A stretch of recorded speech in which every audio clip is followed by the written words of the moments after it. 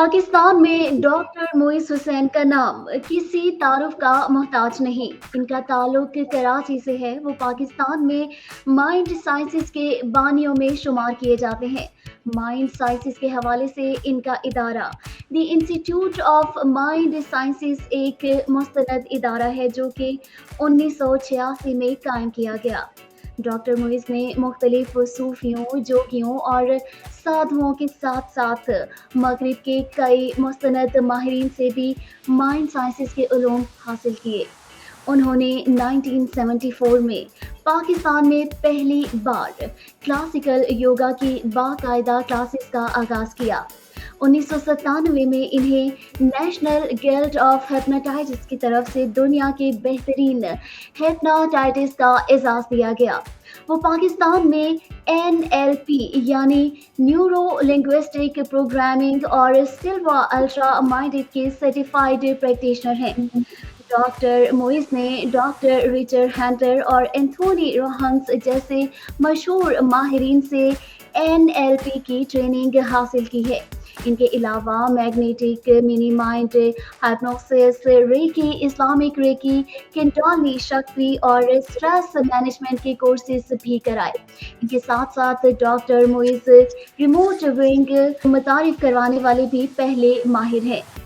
Remote wing CIA का एक खास तरीका था जिसे सर्द जंग के दौरान इस्तेमाल किया गया और ये दावा किया जाता है कि इसकी मदद से अमरीकी माहिरीन ने रूस के कई मिसाइल अड्डों की लोकेशन मालूम करने में कामयाबी हासिल की थी।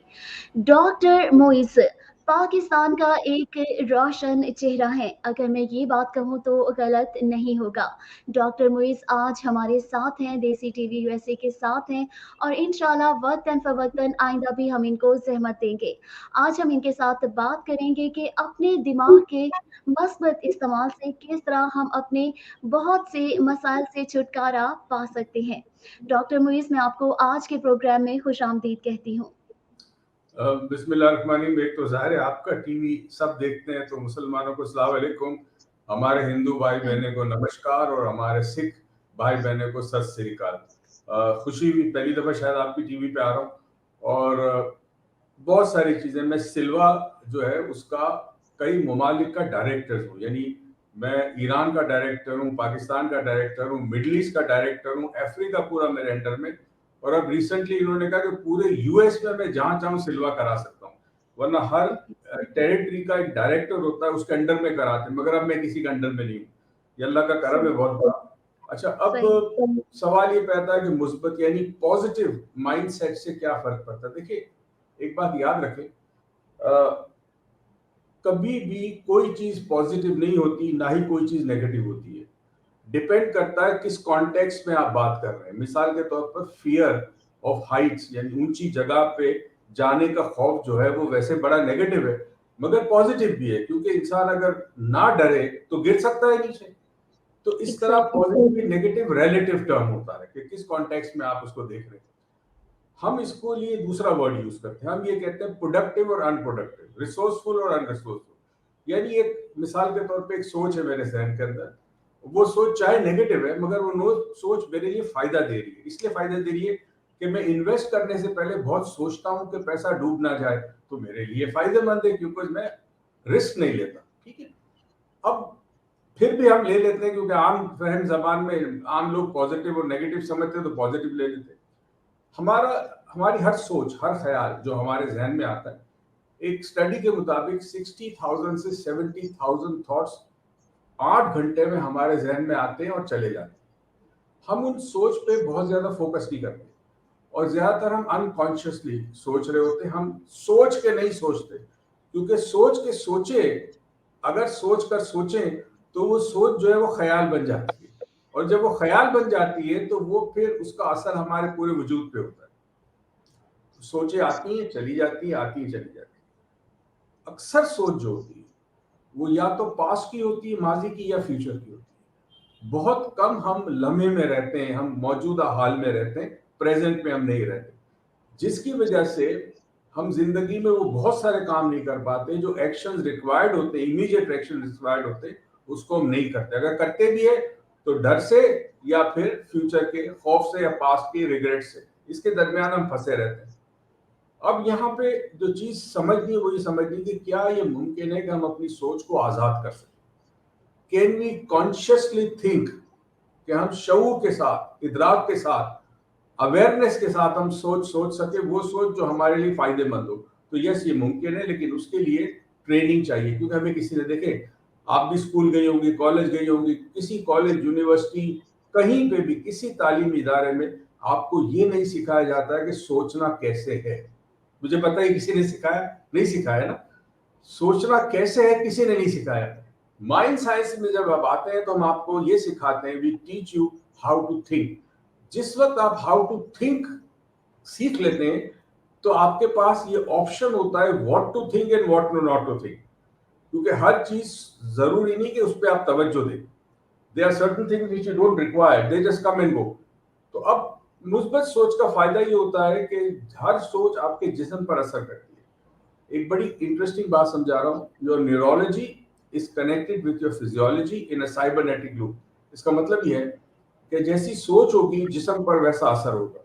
इसी तरह जिस्म अगर मूव करेगा तो सोच चेंज होगी। मिसाल के तौर पे अक्सर आपने सुना है कि अगर आपको गुस्सा आया तो आप खड़े हो जाइए, पानी पी लें।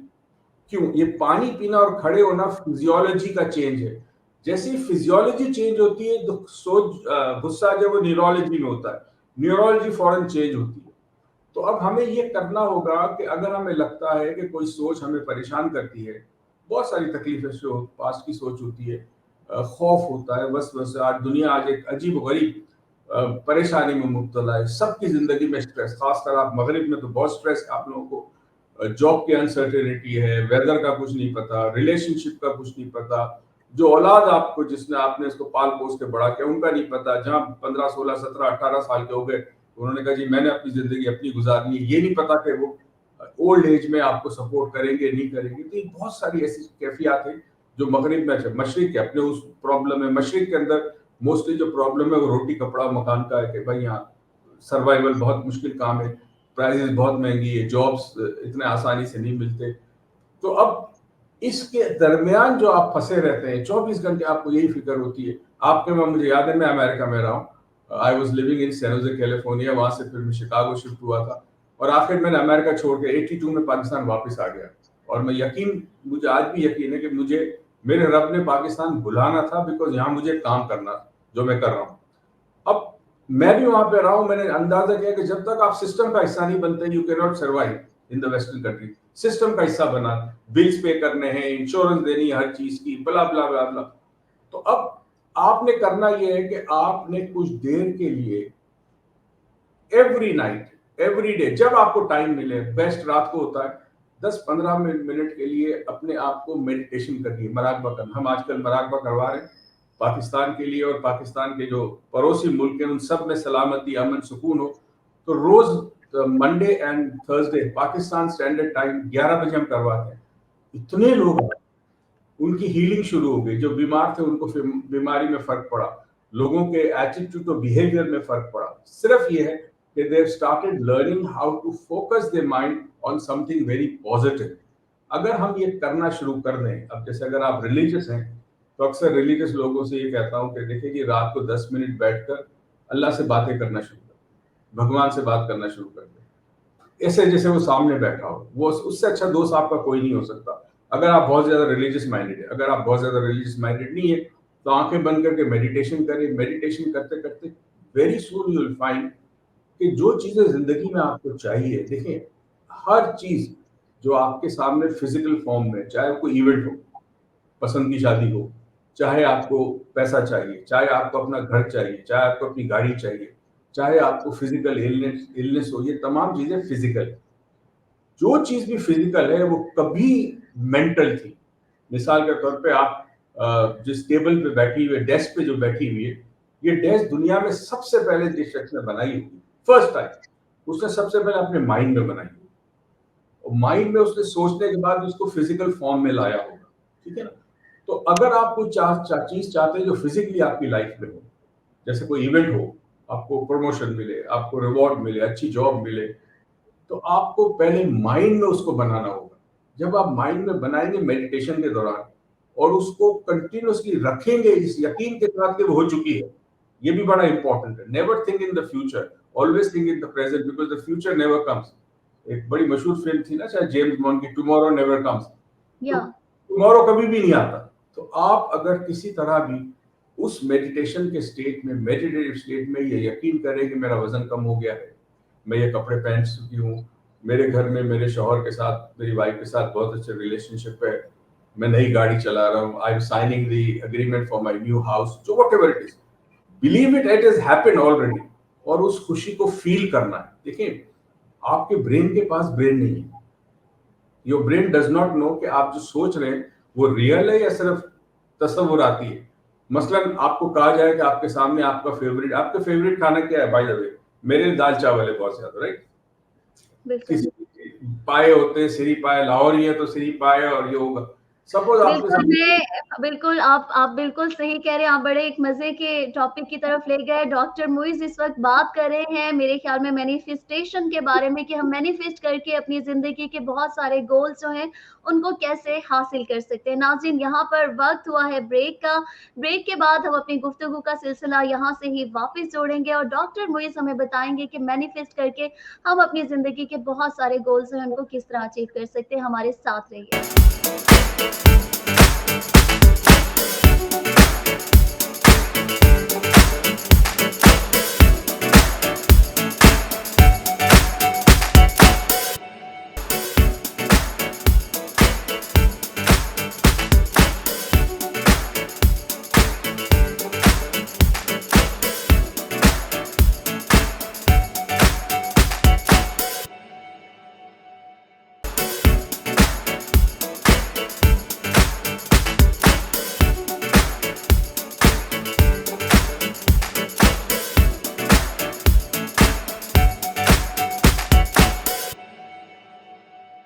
जी नाज़रीन, ब्रेक के बाद गुफ्तगू का सिलसिला वहाँ से ही जोड़ते हैं। डॉक्टर मुइज़ बड़े मज़े के तरीके के साथ हमें खानों की बात करके मैनिफेस्टेशन की तरफ लेकर जा रहे थे। जी डॉक्टर मुइज़, आप बड़े मज़े-मज़े के खानों की बात कर रहे थे। अच्छा जी, मैं ये कह रहा था कि सपोज आपका फेवरेट फूड आपके सामने हो।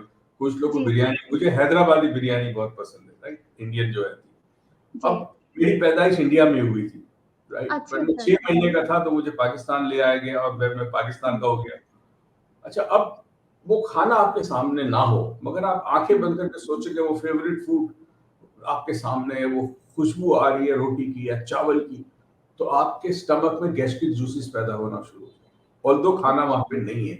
इसका सही। मतलब ये है your brain does not know whether it is real और अनरियल, आपके ब्रेन को नहीं पता। तो हम हुँ, इसी चीज़ का फ़ायदा उठाते हैं और हम फ़ायदा ये उठाते हैं कि हम जो मैनिफेस्ट करना चाहते हैं ज़िंदगी में अपनी, हम उसको आँखें बंद करके तसव्वुर करें कि वो हो चुकी है हुँ, और फ़ील करें। ये फीलिंग बड़ी इंपॉर्टेंट है, विदाउट फीलिंग मैनिफेस्टेशन नहीं होगी।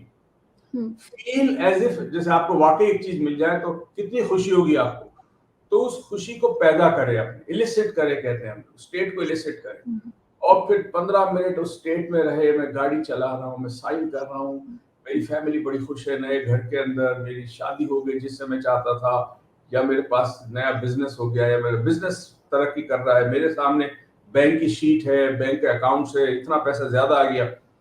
इस कैफियत में अगर आप अपने आप को इमर्स रखते हैं कुछ देर तक और डेली करते हैं तो आप यकीन कीजिए आप उस चीज को अट्रैक्ट करेंगे अपनी लाइफ में ऑटोमेटिकली।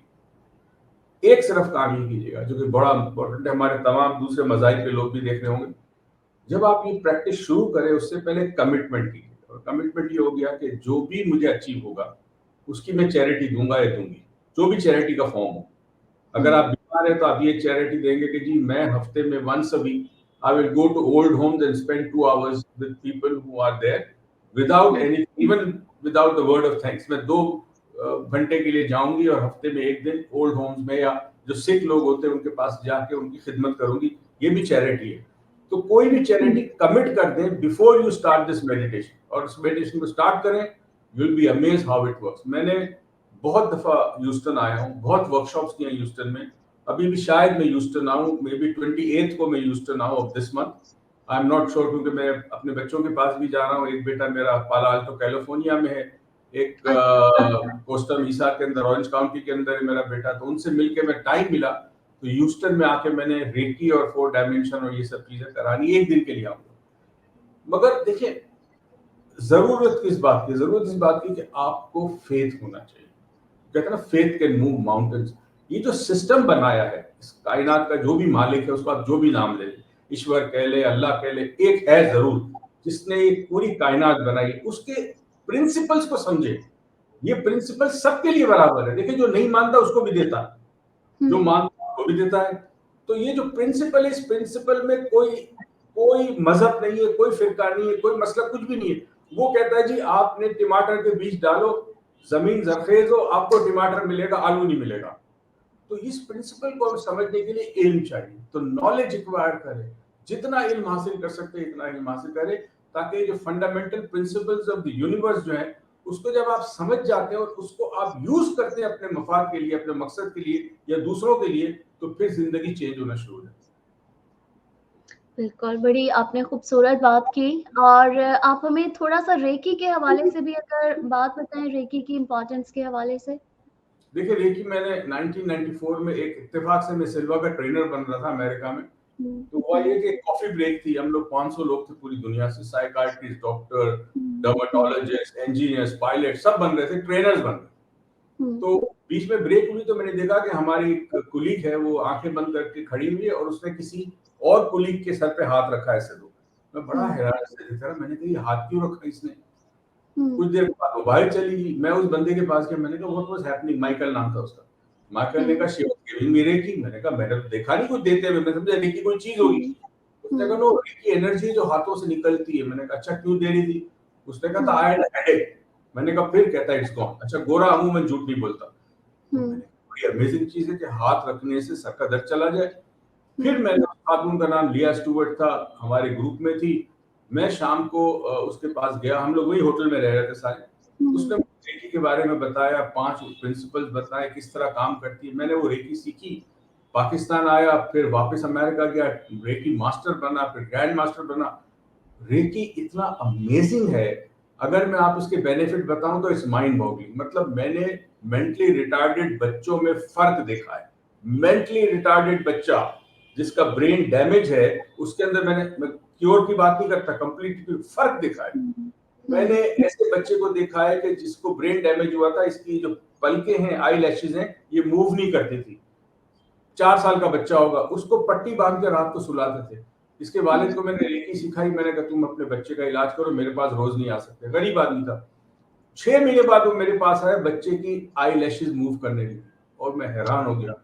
मैंने ऐसे ऐसे केसेस देखे रेकी में जहाँ नामुमकिन मुमकिन हुआ है। मतलब ये रब की जात है। तो ये जो पूरा सिस्टम है, वो सिस्टम से इतना है कि इस कायनात में अल्लाह ताला ने नूर, हर चीज में नूर है उसका।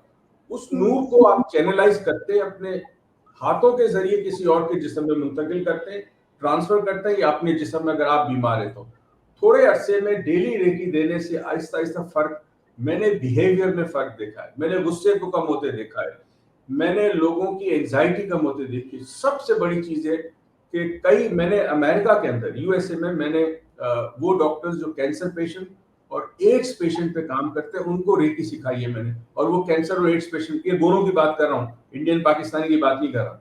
इंडियन पाकिस्तानी को तो मसला सबसे बड़ा ये है कि जी जेवर बना लो, जमीन ले लो, ये खरीद लो।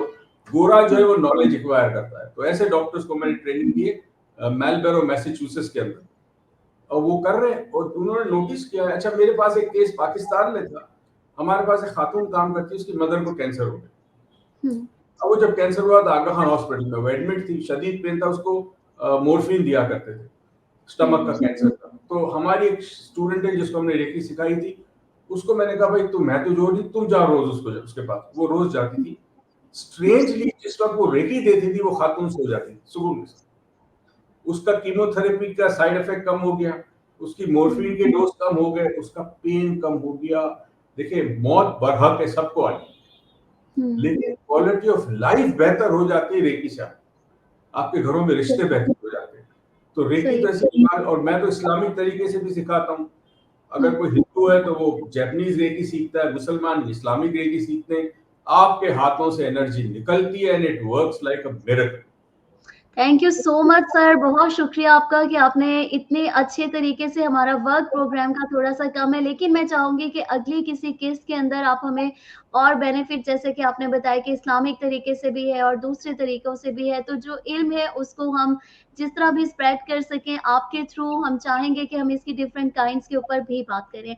आज के प्रोग्राम का वक़्त यहाँ खत्म हो जाता है, इंशाल्लाह आई होप कि आप हमें अगली नशिस्त में भी हमें वक़्त देंगे और मैं कोशिश आपसे रिक्वेस्ट ये करूँगी कि अगर वीक में आप हमें 15 मिनट दे दें देसी टीवी यूएसए के नाज़रीन को तो हम और ज़्यादा खुश हो जाएँगे। हाँ जी, आपको बिल्कुल, वंस अ वीक आपको दे देंगे, no problem. Thank you so much doctor Muiz, may God bless you. Thank you so much नाज़रीन, इसके साथ ही हमारे प्रोग्राम का वक़्त यहाँ खत्म हो जाता है। उम्मीद है जल्द हम आपके साथ एक नए गेस्ट के साथ दोबारा हाज़िर होंगे। इजाज़त दीजिए, अल्लाह हाफ़िज़।